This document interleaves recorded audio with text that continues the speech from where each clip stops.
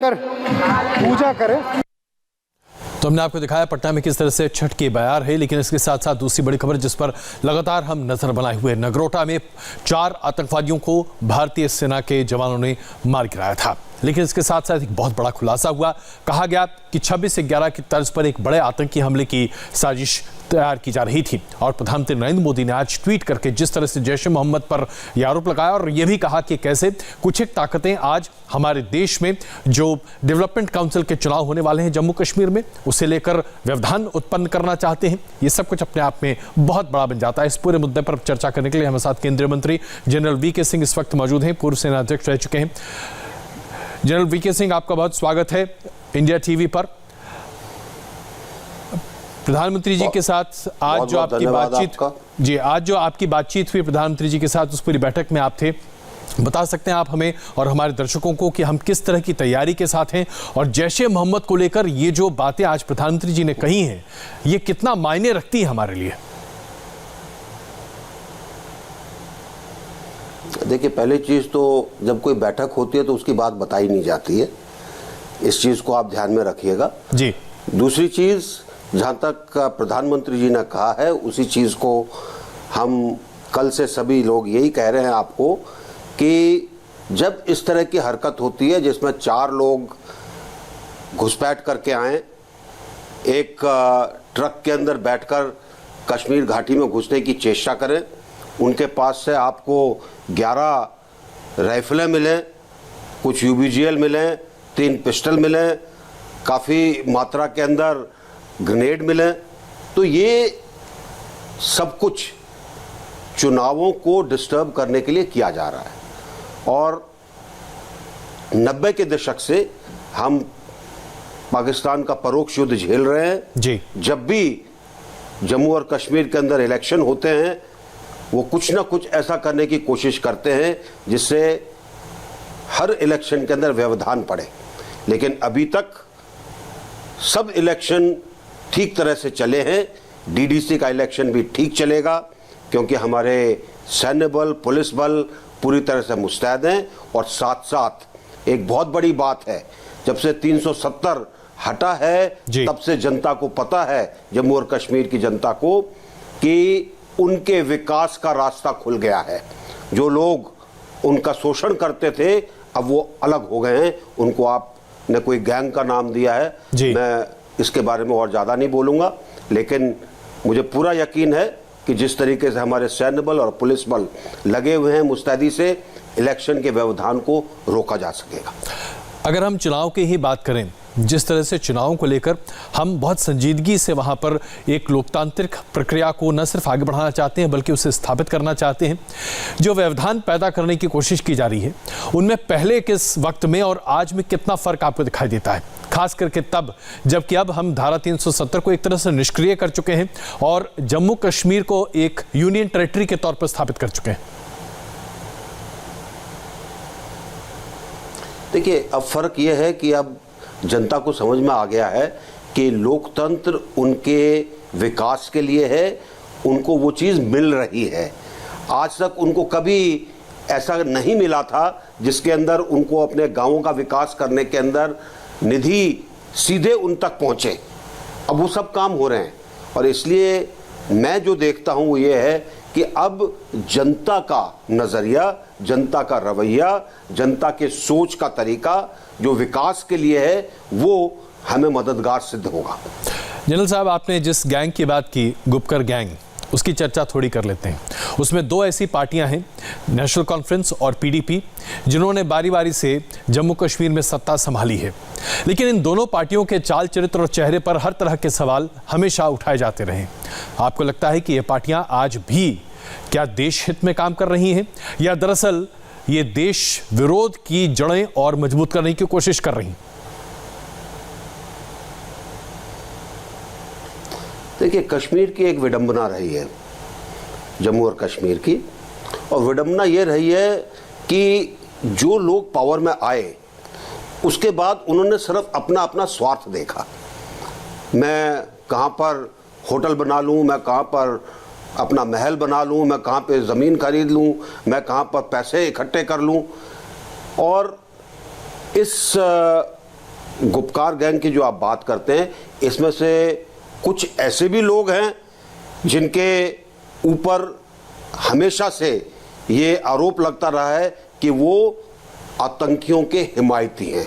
जी, आपको भी नाम पता है, मुझे भी नाम पता है, मैं इसके बारे में ज़्यादा नहीं बोलूँगा। लेकिन एक चीज़ को मैं समझता हूँ, जनता जम्मू और कश्मीर की समझ गई है कि इन लोगों के कारण लोकतांत्रिक व्यवस्था जो आनी चाहिए थे जम्मू और कश्मीर में, वो नहीं आई है। और इसलिए अब जब उनको अपना फायदा दिखता है तो वो सरकार के साथ खड़े होकर इस चुनाव के अंदर पूरी तन्मयता के साथ लगेंगे और जो गुपकार गैंग का जो वजूद है वो अपने आप खत्म हो जाएगा। जनरल साहब, आपने इशारों में बात की, मैं खुलकर आपके सामने कहता हूं, पीडीपी के नेता कहती हैं कि भारत का झंडा उठाने वाला कोई व्यक्ति नहीं होगा। वो ये कहती हैं कि जब तक जम्मू कश्मीर का झंडा ना हो तब तक भारत का झंडा उठाने वाला कोई व्यक्ति जम्मू कश्मीर में उपलब्ध नहीं होगा।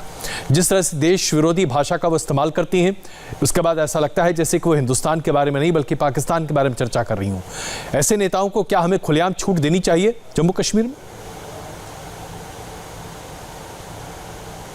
ये तो वो पिछले 15 साल 20 साल से कर रही हैं, कोई नई बात तो नहीं कर रही हैं। उनके पिता किसी समय गृह मंत्री रह चुके हैं भारतीय सरकार के जी। वो कश्मीर के अंदर गवर्नर साहब के घर में जब राष्ट्रीय धुन की बारी आती थी तो उससे पहले चले जाते थे, क्योंकि राष्ट्र धुन के अंदर वो खड़ा होना पसंद नहीं करते थे। तो इनके बारे में ज़्यादा चर्चा करने की आवश्यकता नहीं है, सब जानते हैं इनको। जनरल साहब, इसमें कोई दुराय नहीं है कि पाकिस्तान की तरफ से लगातार कोशिशें हो रही हैं कि कैसे हमारे लोकतांत्रिक पूरी प्रक्रिया को एक तरह से ध्वस्त कर दिया जाए। जो कोशिशें पाकिस्तान लगातार कर रहा है उसमें जैश ए मोहम्मद की कितनी भूमिका आप देख रहे हैं? क्योंकि परोक्ष तौर पर पाकिस्तान कुछ कर नहीं सकता, लेकिन जैश ए मोहम्मद जैसे आतंकी संगठन के जरिए ही वो हिंदुस्तान में आतंक का कारोबार चला रहा है। क्योंकि दूसरी तरफ उसने एक तरह से लश्कर तैयबा पर थोड़ा उसे नीचा करना शुरू कर दिया है और हाफिज सईद के ऊपर तरह तरह की बातें भी हो रही।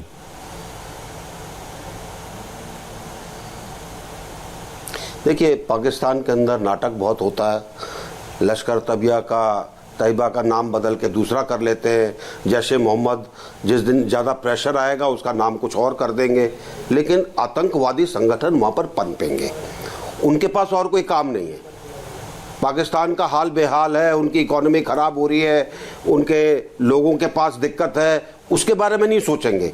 सिर्फ उनको एक चुभन है कि कैसे भारत के ऊपर वो अपना परोक्ष युद्ध चलाते रहे, कैसे चीन से उसके लिए मदद लेते रहे या चीन के कहने पे कुछ काम करते रहे।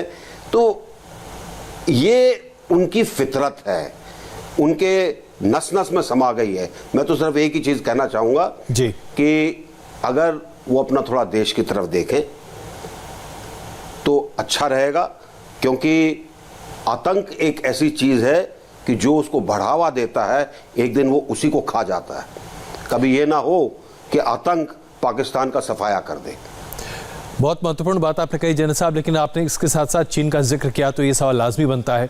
चीन लगातार हमारे लिए परेशानी का सबब तैयार करता जा रहा है लेह लद्दाख के पूरे क्षेत्र में, और ऐसे में जम्मू कश्मीर में आतंक की आग को पाकिस्तान फैला रहा है। ये दोनों मिलकर ये गेम कब तक खेलते रहेंगे? देखिए, इसकी फिक्र नहीं करिए कि वो कब तक खेलते रहेंगे।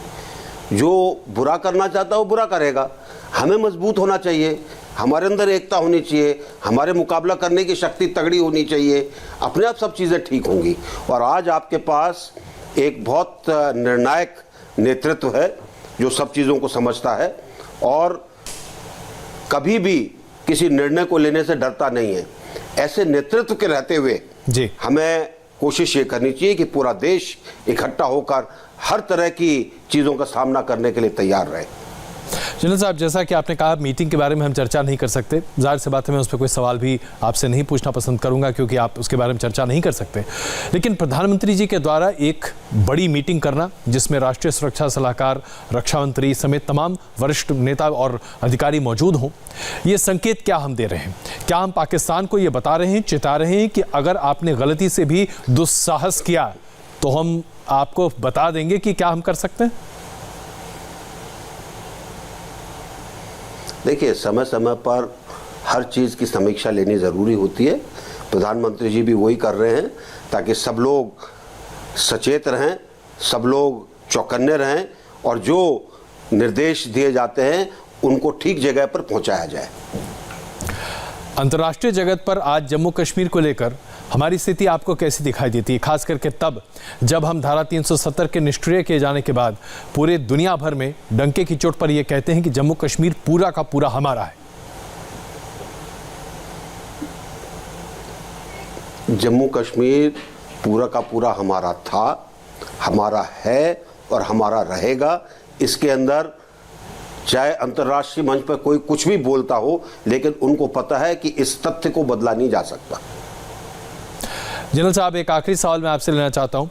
इस तरह की आतंकी गतिविधियों को रोक पाना इतना आसान नहीं है, लेकिन आज हमारी फौज मुस्तैदी से काम कर रही है। आज जो डेटा इंटेलिजेंस और उसके साथ साथ तमाम स्ट्रेटेजिक इंटेलिजेंस हमें मिल रहा है, इसके दम पर क्या हम ये कह सकते हैं कि आने वाले कुछ एक महीने या फिर वर्ष में हम एक ऐसे नेटवर्क को स्थापित कर पाएंगे कि हिंदुस्तान की तरफ आंख तरेरना आसान नहीं होगा पाकिस्तान के लिए? देखिए, वो तो हो ही रहा है, वो हो पाएगा नहीं, हो रहा है ऐसा। और जहां तक आतंकवादियों का सवाल है, आतंकवादी 365 दिन में से एक दिन वो चुनता है जिसमें कहीं उसको कुछ कमी दिखाई देती है जी। तो हम सबका फर्ज बनता है, हम सबका एक कर्तव्य बनता है कि हम सब, सिर्फ सैन्य बल और पुलिस बल नहीं, हम सब नागरिक इस चीज के लिए मुस्तैद रहे। हमको कोई चीज की कमी कहीं पर नजर आती है तो हम खड़े होकर उसके अंदर मदद करें, ताकि कोई जो देश को चोट पहुंचाना चाहता है उसको रोका जा सके, उसको भगाया जा सके। मैं इसी सवाल को एक अलग अंदाज में आपके सामने प्रस्तुत करता हूं। हम सबों ने देखा था 26/11 का वो वक्त जब पूरा देश 3 दिन तक 72 घंटे तक दहल रहा था, 170 के करीब जाने गई थी। क्या हम आज ये दावे के साथ कह सकते हैं हिंदुस्तान में दूसरा 26/11 ना होगा?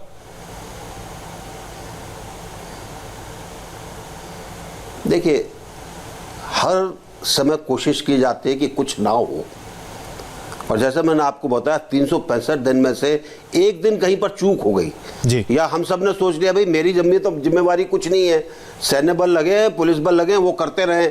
यहाँ पे एक अटैची पड़ी हुई है, मैं इससे किसकी है मुझे क्या पता, मैं रिपोर्ट क्यों करूं? जब तक ये चीज नहीं बदलेगी, जब तक हर नागरिक अपने आंख और कान खुले नहीं रखेगा, तब तक ये मत सोचकर चलिए कि कुछ नहीं हो सकता। उसका इफेक्ट कम होगा, उसको रोका जा सकता है, लेकिन जैसे मैंने कहा पूरे देश को इकट्ठा होने की जरूरत है। जनरल वीके सिंह साहब, बहुत धन्यवाद इंडिया टीवी पर अपनी राय व्यक्त करने के लिए और साथ साथ ये बताने के लिए भी कि कैसे हमें मुस्तैद रहना चाहिए। बहुत बहुत धन्यवाद। हम यहाँ पर एक छोटा सा ब्रेक लेते हैं और ब्रेक के बाद